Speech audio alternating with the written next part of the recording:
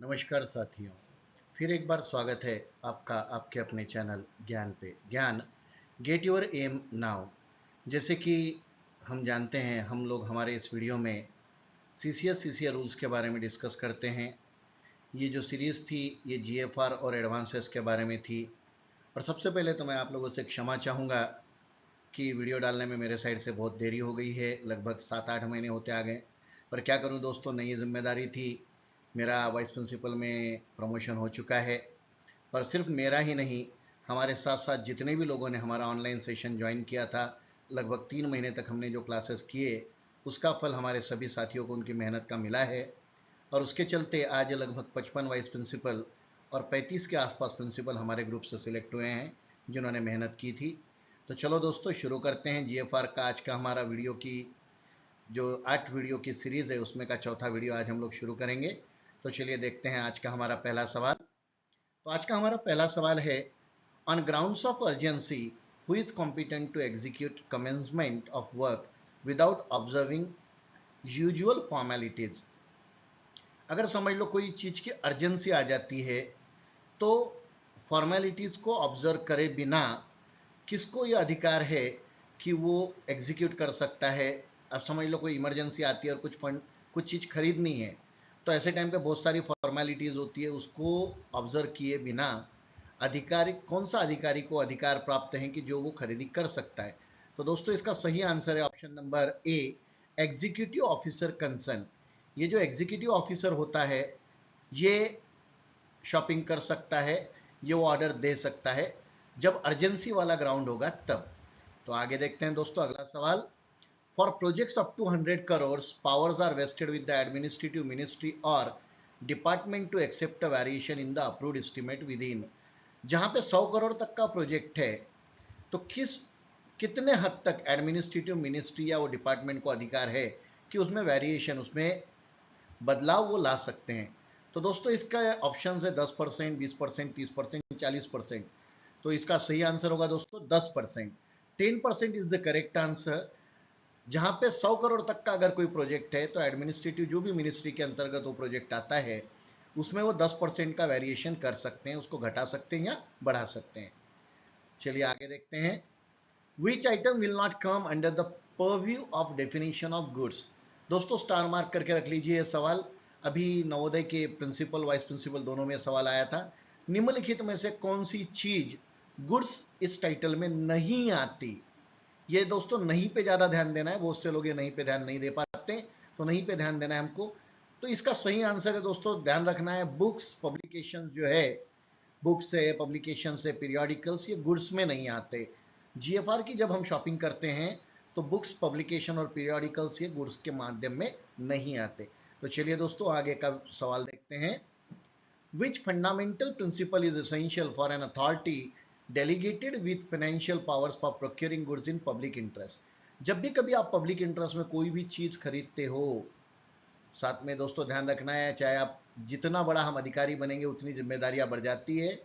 तो जब भी हम कोई चीज पब्लिक इंटरेस्ट में खरीदते हैं, तो कौन सा बेसिक प्रिंसिपल, फंडामेंटल तत्व कौन सा ध्यान में रखना चाहिए।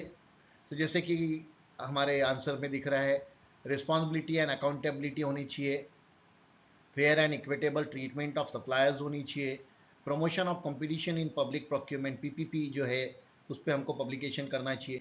तो दोस्तों इसका सही आंसर होगा ऑल द अबव, क्योंकि हमको सार्वजनिक सेक्टर का जो पीपीपी है, प्रमोशन उस पर कर देना है कि हमको क्या खरीदना है। साथ ही साथ हमारी रिस्पॉन्सिबिलिटी भी होती है और जिम्मेदारी भी होती है। साथ ही साथ फेयर और इक्विटेबल ट्रीटमेंट, नहीं तो चाचा भतीजा वाद अगर हम यहाँ पे लाएंगे, तो ये फंडामेंटल प्रिंसिपल यहाँ पे फॉलो नहीं होगा। चलिए अगला सवाल देखते हैं दोस्तों। While making a public procurement, the description of the subject matter should not contain which of the following। जब हम पब्लिक प्रोक्योरमेंट का डिस्क्रिप्शन करते हैं, तो निम्नलिखित में से कौन सी चीज उसमें नहीं आती, नॉट इज हियर। तो दोस्तों इसमें क्या नहीं आता है, टेक्निकल स्पेसिफिकेशंस तो हमको क्या है वो चाहिए है, पर्टिकुलर ट्रेडमार्क, ट्रेड नेम और ब्रांड आता है क्या, क्वांटिटी ऑफ गुड्स तो वो तो जरूरी है, कितना खरीदना है, a complete schedule of procurement कि हमको कब चाहिए, कितने दिन बाद चाहिए, ये सारी चीजें। तो इसमें से क्या नहीं आएगा। तो दोस्तों इसमें से पर्टिकुलर ट्रेडमार्क, जब आप जेम पे परचेस करते हो, तो आप उसमें फला फला कंपनी का ही चाहिए, वही वाला ब्रांड चाहिए ये नहीं बोल सकते। आप अपने स्पेसिफिकेशन दे सकते हैं कि हमें जैसे अगर सीलिंग फैन खरीदना है तो डबल बॉल बेयरिंग का हो, उसका 18 इंच का पत्ता हो, वो आईएसआई मार्क वाला हो। अब आईएसआई मार्क कोई भी कंपनी ले सकती है, तो यहाँ पे आप पर्टिकुलर ट्रेडमार्क या ब्रांड नहीं मान सकते दोस्तों, तो ये नहीं आएगा। ठीक है, अगला सवाल, who will certify and register suppliers on government e market place? GeM पे कौन सर्टिफाई करता है और रजिस्टर करता है सप्लायर्स को? Secretary finance, finance minister, head of the department of a particular establishment, और सेंट्रल परचेस ऑर्गेनाइजेशन सीपीओ? कौन करेगा इसमें? इसको सर्टिफाई करना, उनको रजिस्टर करना कौन करता है? तो दोस्तों उनको रजिस्टर करता है सेंट्रल परचेस ऑर्गेनाइजेशन सीपीओ। या सीपीओ का काम होता है कि अगर किसी को बैन भी करना है तो सीपीओ को अधिकार दिए हुए वो 3 साल तक किसी को बैन कर सकता है। चलिए आगे देखते हैं दोस्तों, what is the validity period of registered suppliers in government e market place? अगर कोई गवर्नमेंट ई मार्केट प्लेस मतलब जेम पे रजिस्टर करता है तो उसकी वैलिडिटी पीरियड क्या होगी? Option 1 to 5 year, 3 to 5 year, 1 to 3 year और 2 to 5 ईयर क्या होगी दोस्तों? तो इसकी सही ऑप्शन है option number C, 1 to 3 years. 1 साल से लेके 3 साल तक की उसकी वैलिडिटी होती है रजिस्टर्ड सप्लायर की जेम पे। हमारा अगला सवाल, Who will authorize to prepare the list of registered suppliers? Registered suppliers की लिस्ट को प्रिपेयर करने का ऑथोराइजेशन किसको दिया हुआ है? तो दोस्तों DGS&D को दिया है क्या? Director of stores and stationeries को है क्या? फाइनेंस मिनिस्ट्री को है क्या? तो दोस्तों इसका सही आंसर है ऑप्शन नंबर ए, DGS&D। 2017 से पहले जब जेम शुरू हुआ होने का था उससे पहले DGS&D ही हमको किससे माल खरीदना है इसकी एक लिस्ट डिक्लेयर करता था, तो वो ही हम परचेस करते थे। चलिए आगे देखते हैं, When will a bidder be debarred for supply of goods? किसी भी बीडर को डिबार कब किया जा सकता है? तो दोस्तों due to non availability of after sale service, अगर उसने सेल सर्विस नहीं दी तब, supply of inferior quality of goods उसमें, या not making timely supply of goods, time से सामान नहीं दिया तब, convicted of an offence under the prevention of corruption act 1988, अगर वो करप्शन में लिप्त पाया जाता है तो दोस्तों इसका सही आंसर है ऑप्शन नंबर डी। अगर कोई बीडर करप्शन करता है, किसी को कोई लालच देता है, कोई सप्लाई के लिए लालच देता है, तो ऐसे बीडर को डिबार करने का अधिकार है। अगला सवाल, what is the maximum period of debarment of a bidder under section 151I of GFR? GFR के 151(1) के अंतर्गत किसी भी बीडर को मैक्सिमम कितने पीरियड के लिए डिबार किया जा सकता है? दोस्तों मैंने अभी अभी थोड़ी देर पहले बताया था, इसका सही आंसर है ऑप्शन नंबर ए, 3 सालों तक मैक्सिमम। 3 साल से ऊपर आप किसी को डिबार नहीं कर सकते, 3 साल तक आप किसी भी बीडर को मैक्सिमम डिबार कर सकते हैं। वो भी हमें अधिकार नहीं है, वो DGS&D को है, वो उनको डिबार करेगी, हम सिर्फ कंप्लेन कर सकते हैं। अगला सवाल, what is the financial limit for purchase of goods without quotation और बीड्स?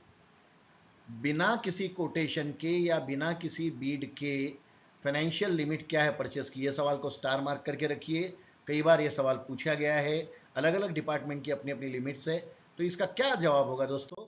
इसका सही आंसर है 25,000। पर अगर जो लोग नवोदय की तैयारी कर रहे होंगे, नवोदय वालों में ये लिमिट 15,000 है, आपको किसी कोटेशन की जरूरत नहीं होती है, विदाउट कोटेशन आप 15,000 तक का सामान नवोदय में खरीद सकते हैं, और अभी अभी केवी में भी वही इंप्रूवमेंट हो चुका है। अदरवाइज बाकी गवर्नमेंट डिपार्टमेंट में आप विदाउट बीड 25,000 तक, विदाउट कोटेशन या विदाउट बीड आप 25,000 तक का सामान खरीद सकते हैं। हमारा अगला सवाल देखते हैं दोस्तों, what is the limit up to which a duly constituted financial committee can purchase goods on each occasion? जो फाइनेंशियल कमिटी होती है उसकी क्या लिमिट दी है जो फाइनेंशियल कमिटी गुड्स किसी भी ओकेजन पे खरीद सकती है? फाइनेंशियल कमिटी में कई सारे लोग होते हैं, तो ये 2,75,000 है, कई डिपार्टमेंट में ये 2.5 लाख तक का है, तो ये वैरी करेगा department to department, but CCS rule के अंतर्गत 2,75,000 तक का सामान फाइनेंशियल कमिटी खरीद सकती है। अगर इसमें कोई मॉडरेशन हुआ होगा तो दोस्तों ज़रूर कमेंट करके मुझे बताइएगा, हो सकता है मैं गलत भी हूँ, अगर गलती होती है तो ज़रूर बताइए, कमेंट करके बताइएगा। अगला सवाल, how many methods are there in the process of obtaining bids? Bids obtain करते वक्त कितने तरह की मेथड्स यूज की जाती है? इसका सही आंसर है दोस्तों 5 तरह की मेथड्स यूज की जाती है। कुछ टेक्निकल बिड्स होती हैं, कुछ डायरेक्ट बिड्स होती है, रिवर्स ऑक्शन वगैरह, ऐसी 5 टोटल अलग अलग प्रोसेस है, मेथड्स है जिसमें हम बिड प्रोसेस कर सकते हैं।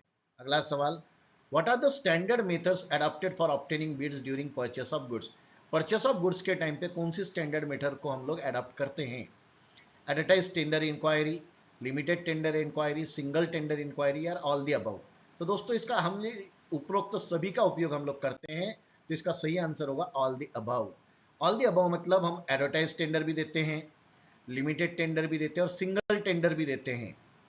चलिए आगे का अगला सवाल, what is the estimated value of the goods to be procure for which invitations to tenders can be made by advertisement? अगर हम एडवर्टाइजमेंट से टेंडर मंगवाते हैं तो उसका एस्टिमेटेड वैल्यू क्या होगा जो हम सामान खरीदेंगे? 15 लाख उससे अभाव, 25 लाख उससे अभाव, 30 लाख से अभाव या 10 लाख से अभाव, क्या होगा? तो दोस्तों इसका सही answer option number B, 25 lakh या उससे ज्यादा का अगर सामान हमको खरीदना है तो हमको एडवर्टाइजमेंट देनी है। और एडवर्टाइजमेंट देने के लिए फ्री ऑफ कास्ट का एक चैनल होता है, पब्लिक प्रोक्योरमेंट, पीपीपी जो है, उसमें हमको एडवर्टाइज डालनी ही डालनी है। कोई भी सेंट्रल गवर्नमेंट का विभाग रहे, पीपीपी पे आपको एडवर्टाइज डालनी है। हमारा अगला सवाल, लिमिटेड टेंडर इंक्वायरी में be adopted when estimated value of goods to be procure is up to? अगर हमको किस लिमिट तक का सामान खरीदना है जिसमें हम लिमिटेड टेंडर इंक्वायरी अडॉप्ट कर सकते हैं? ₹10 lakhs, ₹15 lakhs, ₹25 lakhs, ₹20 lakhs, कितना होगा दोस्तों? कमेंट करके बताइए। इसका सही आंसर है दोस्तों ₹25 lakhs तक हम लिमिटेड टेंडर इंक्वायरी डाल सकते हैं। हमारा अगला सवाल, the number of suppliers firm in limited tender inquiry should be more than? Number of supplier firms in limited tender inquiry should be कितनी हो सकती है? Supplier firms limited tender inquiry में कितनी हो सकती है उनकी संख्या? 2, 5, 3, 4, कितनी? 3 से ज्यादा होनी चाहिए, कम से कम 3 होनी चाहिए, या 3 से ज्यादा तो होनी ही चाहिए लिमिटेड टेंडर में। अगला सवाल, which system is being followed for purchase of high value plant machinery of a complex and technical nature? अगर हमको कोई कॉम्प्लेक्स या टेक्निकल नेचर की कोई मशीनरी परचेस करनी पड़ रही है जिसकी कॉस्टिंग बहुत हाई है, तो कौन सी मेथड हमको फॉलो करनी चाहिए परचेस के लिए? Advertise tender system, two bid system, single tender system और लिमिटेड टेंडर सिस्टम, कौन सी होगी दोस्तों? तो इसमें दोस्तों यूज की जाती है टू बिड सिस्टम। एक होती है फाइनेंशियल बीड और एक होती है टेक्निकल बीड। पहले ओपन की जाती है टेक्निकल बीड या फाइनेंशियल बीड, कमेंट करके जरूर बताइएगा। चलिए अगला सवाल, under what circumstances is a single tender inquiry system adopted? किस स्थिति में सिंगल टेंडर इंक्वायरी सिस्टम को अडॉप्ट किया जाता है? Number 1, when inquired goods are manufactured by a particular firm, जैसे जो चीज हमको चाहिए वो एक ही कंपनी बना रही हो तो। In case of emergency, when the required goods are necessary to be purchased from a particular source, emergency हो और वो हमको किसी भी सोर्स से चाहिए। Number 3, for standardization of machinery or spare parts to be compatible to the existing sets of equipment resulting in purchase only selected firm, अगर हमारी मशीनरी में वही कंपनी का पार्ट लगता है तो ऐसी स्थिति में हम सिंगल टेंडर इंक्वायरी डाल सकते हैं। तो दोस्तों यहाँ पे आंसर होगा हमारा ऑल द अबव। इसमें के सभी आंसर्स सही हैं दोस्तों। हमारा अगला सवाल, what is the percentage of bid security required to be furnished by bidders in the case of limited और एडवर्टाइज टेंडर इंक्वायरी? जब लिमिटेड टेंडर या एडवर्टाइज टेंडर आता है तो सिक्योरिटी अमाउंट कितनी होनी चाहिए? 2 to 5%, ये सवाल आया था अभी वाइस प्रिंसिपल के एग्जाम में। 3 to 6%, 4 to 7% और 1 to 3%। तो क्या होगा दोस्तों? इसका सही आंसर है 2 to 5% is the bid security require in single tender or limited tender or advertised tender inquiry। हमारा अगला सवाल, when will bill security be refunded to the unsuccessful bidders? किसी टेंडर को अनसक्सेसफुल बिडर को अगर उसको टेंडर नहीं मिलता है तो कितने दिनों में उसका बिड सिक्योरिटी अमाउंट वापस कर दिया जाता है? क्या होगा दोस्तों इसका सही आंसर? इसका सही आंसर है ऑन और before the 30th day after the award of the contract. Contract मिलने के 30वें दिन या 30 दिन के बाद उसको उसका सिक्योरिटी अमाउंट जो है वो वापस कर दिया जाता है। हमारा अगला सवाल, what should be the period of validity of a bid security? Bid security की वैलिडिटी पीरियड कितना होता है? 30 days beyond the final bill validity period, 45 days beyond the final bid validity period, मतलब अगर किसी ने बीड की है उसके कितने दिन बाद तक उसको सिक्योरिटी अमाउंट हमारे पास जमा रहता है। तो दोस्तों बीड खत्म हो जाने के बाद, टेंडर खत्म हो जाने के बाद 45 दिनों तक उसका जो सिक्योरिटी अमाउंट है वो हमारे पास में रह सकता है, रहता है। In what form will a Beed security be accepted, Beed security हम कैसे ले सकते हैं, बैंक गारंटी के तौर पे, एफडी के रूप में, डिमांड ड्राफ्ट के रूप में, या ऑल द अबव।